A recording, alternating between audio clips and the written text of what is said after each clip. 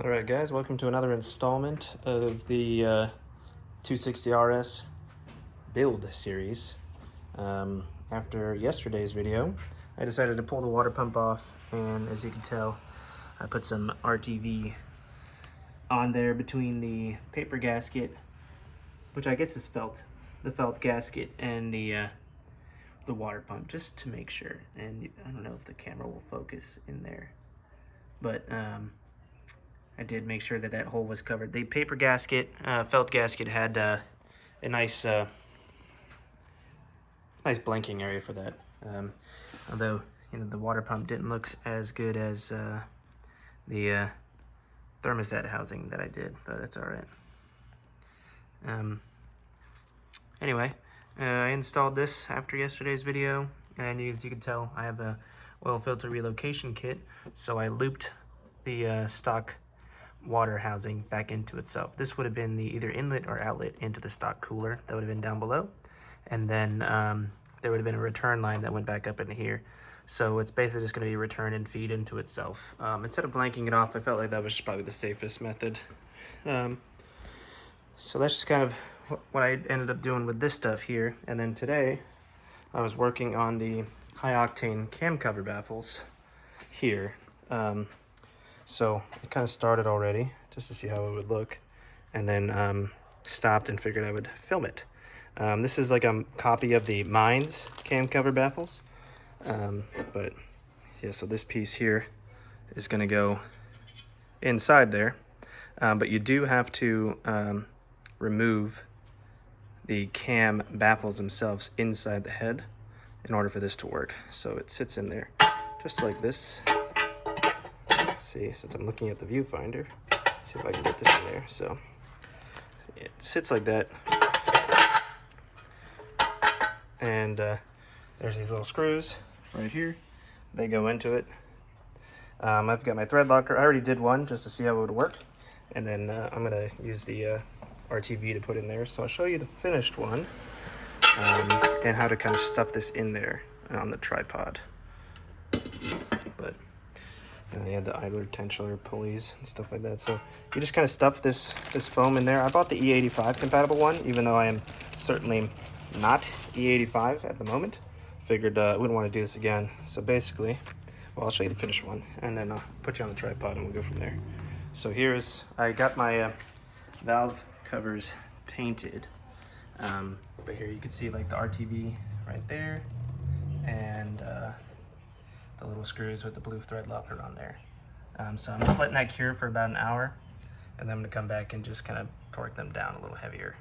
But I'll show you this color outside. I have not secured this down yet here, but this purple is pretty sweet. It's not really gonna show up. It's kind of cloudy right now, as you can tell. So, but this purple is sick. It's like a wrinkle. I got it powder coated, so that's gonna be sweet in there on the white car. So I'm not sure why oh yeah, here's my remade in USA and a brand new restored plenum. So that's pretty sick. You got all my stuff here, you know, so all this good stuff.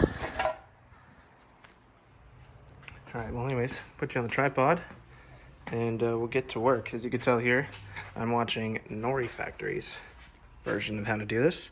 And you can see he already had his cam baffles relocated when he had his aftermarket cams put in. But mine are in their stock locations right here. So those are gonna have to move to the back. And I have to untorque the cams, which I'm not excited about. So I'll have to untorque them in the specific torque sequence, because if you don't use the torque sequence, you could inadvertently break your cams, because the valve train is still putting pressure on the cams. So I have to relocate those two to the back. That way the baffle and the cam covers will fit. So, all right.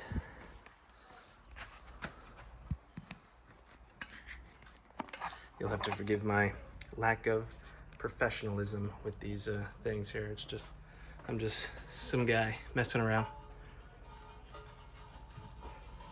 So yeah, just kind of stuff this foam in there. like so. You want to make sure it is behind this area here, because you'll have this piece. This piece will kind of sit right in the front there. So just test fit it, make sure it fits nice and snug. So you go to do this, you'll see that all of this stuff here will kind of touch the foam on the inside, and you have to put a lot more pressure than you thought you would have to, or at least I thought I would have to. So especially it comes up towards the top here, because the cam covers are angled, so which is why they lowered this part here, but it's still, you still do have to put a lot of pressure on there. So hence the RTV, and then hence the thread locker, because it's going to be pushing back against those tiny baby screws. As you can tell here, like they're so small. They're so small. They're 6 mils with the Phillips head inside. So yeah. All right, well, that's how that'll go. But at the moment, we are going to take this back out. Oh yeah, check this out. These are the stock metal things that were inside there. When I got the valve covers powder coated, the guys took these out for me, so I didn't have to disassemble them the first time. I'm just reassembling them with the cam cover baffles. Figured since they're gonna have to come apart anyway, I might as well get them. Get this cam cover baffle. Yeah, you see here, there's that ridge in there, and that's why it's pretty tight to fit in there. The high octane kit, I opened it a while ago, and I'm not sure if it came with instructions when I opened it, but I did not find instructions in the box, and normally I'm pretty good about putting stuff back. So I'm not quite sure if they came with instructions, hence the Nori Factory YouTube. Shout out to Nori Factory. I love his content. He has a sweet R32 GTR down under in Australia. So let's do that, and then RTV.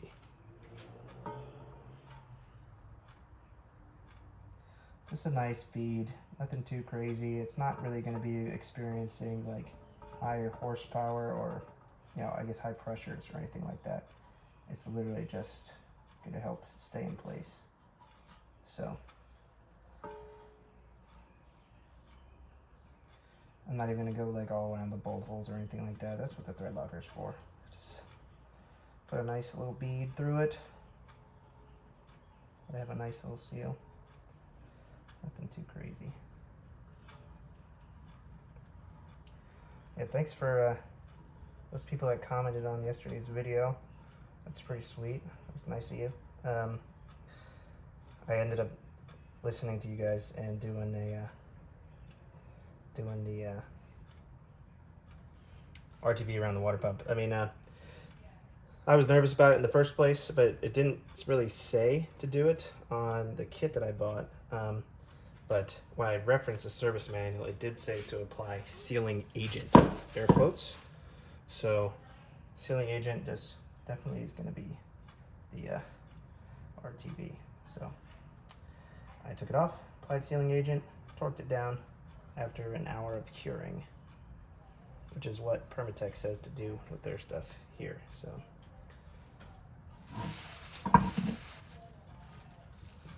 careful not to scratch this thing. Although it is powder coated, so it should be quite resilient.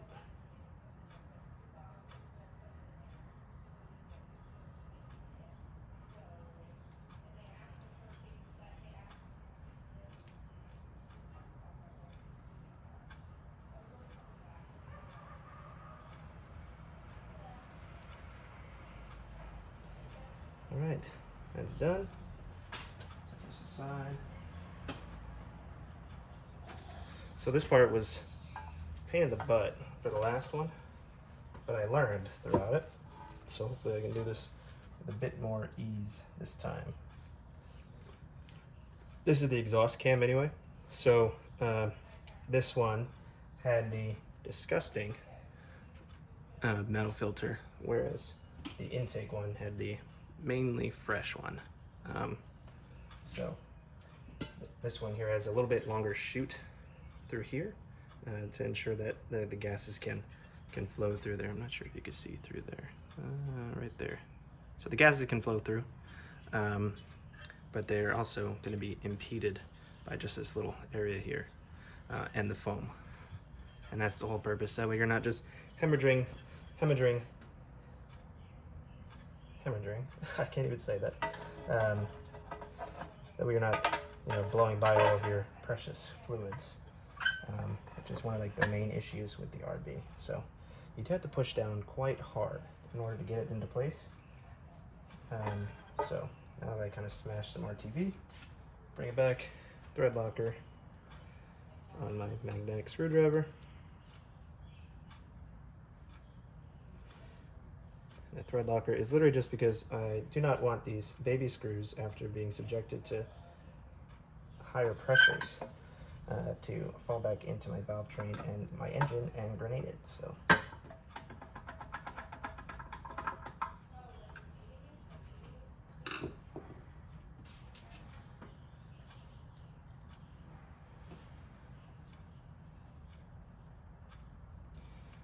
yeah, I didn't do a lot of the video work of disassembling it and stuff like that, just because it wasn't going to be single take.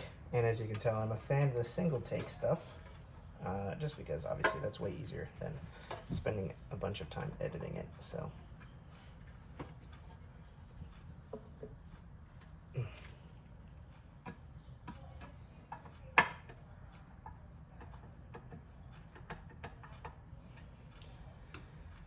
Permatex say to ensure everything's finger tight, allow stuff to kind of squeeze out over the time that for an hour or so while it's finger tight, and then torque it down to spec, which is what I did for the water pump. And so I'm just going to kind of follow the same methodology here, except for the part where there's really not, I don't know if there are torque specs for these things. I honestly didn't look, because I'm just planning on making sure these are never going to move, hence the thread locker.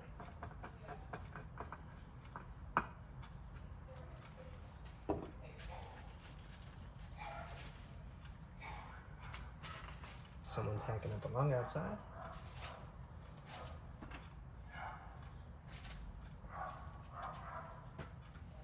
Where is my little pick? Make sure these thread holes are nice and clean.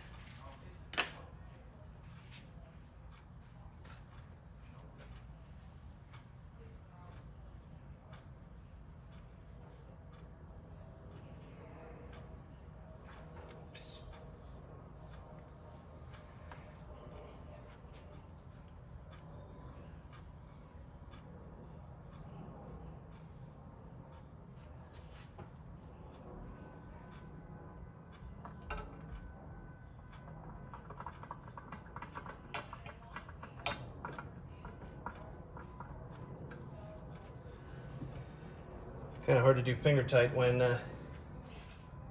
it's under pressure in the opposite direction you're screwing it down into. So just doing it like mainly all the way, and then did kind of like a end box pattern first, just to ensure that I could get both sides down and into place, and then I'm just going to come back through. I don't think there would be any reason to go in a crisscross kind of pattern like you would on a normal torque down pattern.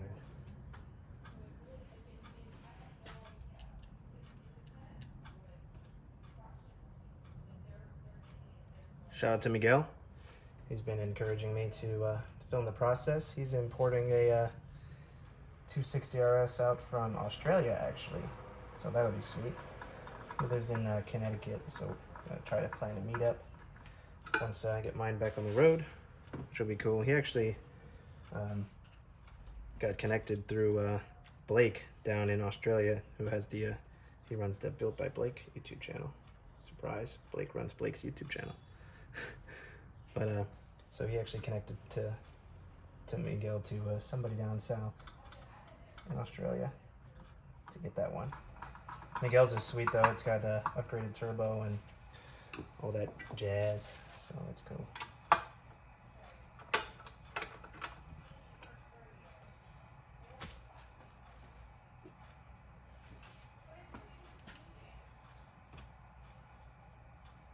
Oh, some of the old RTV stuff on there. Let's see.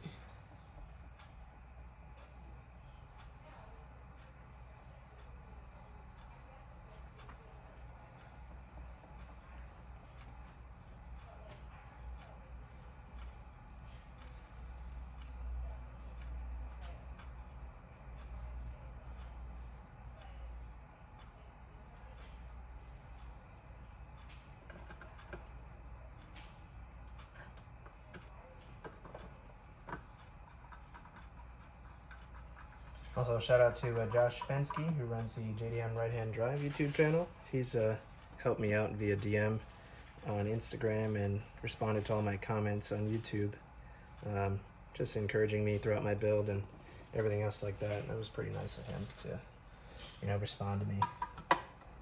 Everybody I've met so far through this process has been super helpful, down-to-earth people.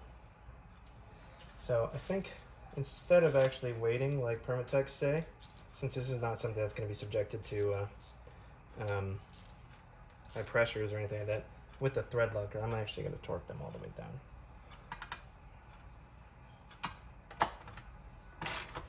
And I feel like thread locker will seal and defeat the purpose of thread locker. So.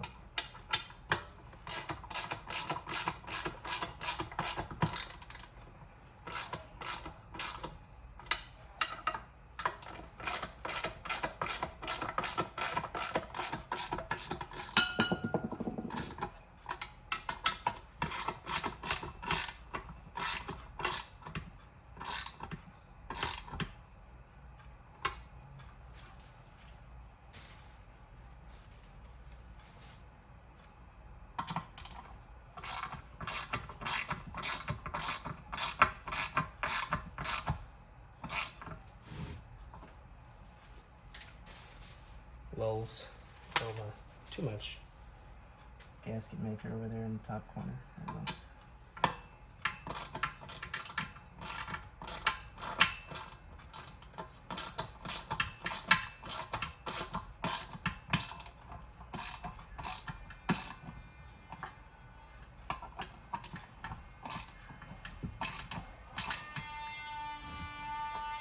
Good thing about these little bolts is that they just kind of end up reaching the bottom, and that's it. You don't have to worry about it.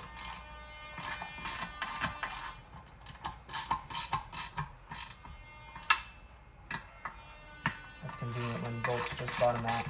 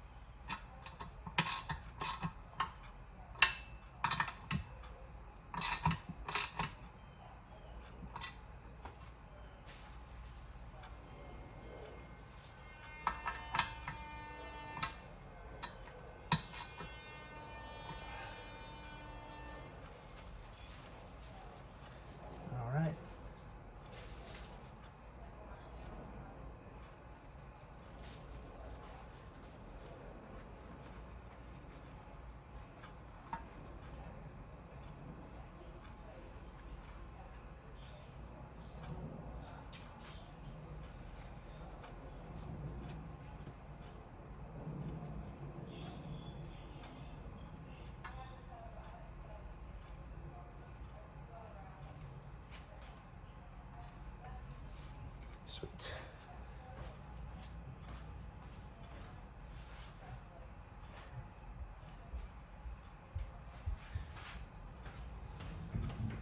This one's all torqued down.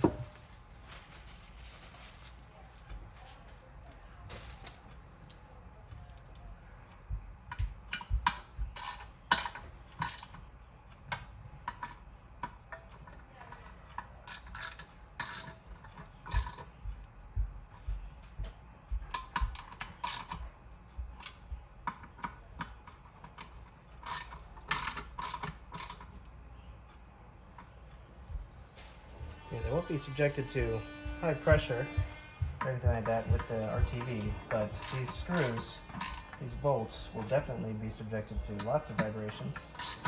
Hence the thread locker again, just to make sure, you know, can't be too careful. I only use glue just in case I mess it up for whatever reason too.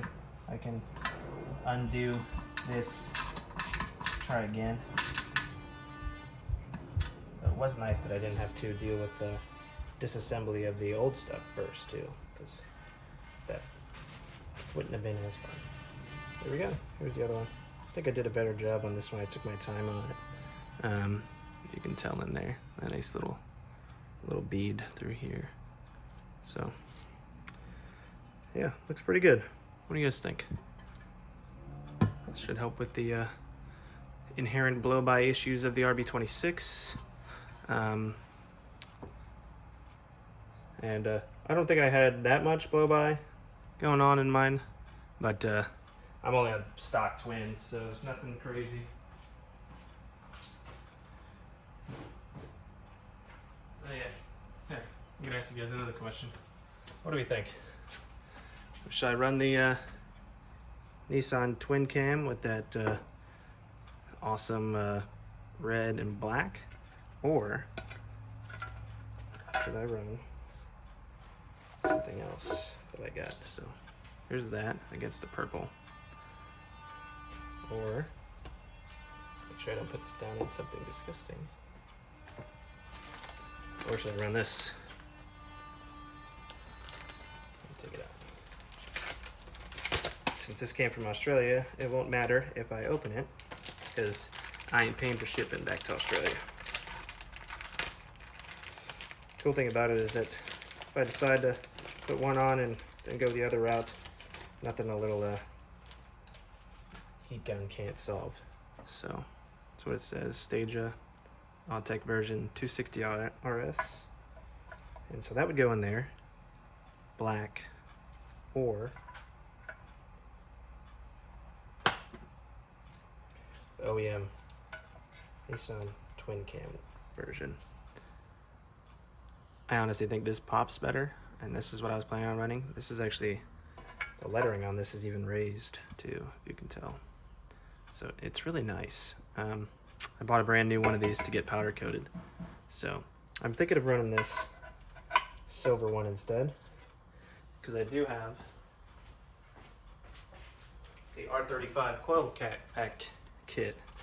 So I bought this, which is the Stagea unicorn on it, to fit on the igniter delete area here with these deleter screws. So it would sit raised up, like it'll be raised up just like this. So with these little bolts. So I'm thinking that's what I'll do.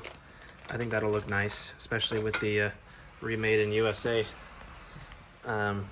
restored kit and everything. So I think that's what I'm gonna run with, and I'll save this for later. Maybe I'll mount it somewhere else, like on my toolkit or something like that. But yeah, I think with the silver and everything, it'll look really nice with this new OEM restored plenum kit here and everything. So I do need to make sure that my hands are clean when handling this. But here's remade in USA. Definitely super recommend him. Ian's a great guy. Walked me through a lot of the process and really make sure that you get a nice custom OEM piece here. So it's really nice. New throttle body assembly, everything like that. Spot for the injectors to go. Uses all these blanking pieces, and even sends you like a bag of hardware refreshed and all that good stuff. So not to mention the instruction kit and everything. So really nice stuff. So yeah, that's gonna be it for today's video. Try to keep you guys posted more often than not, but I'm excited to get old girl finished up, back on the road. Just needs just a little bit more. Waiting on these cam gears. So annoying waiting on stuff. So at least I can take my time, relocate the baffles to the back. And of course, this side has them as well too. So I have to do that now, relocate them. And then I'll be just putting her back together. Another thing I have to do is this oil filter relocation kit. I'm gonna mount it in the same place that Blake did, right down here. And then as you can tell, here's my AN lines that I already made. So thanks for tuning in, and see you guys in the next one.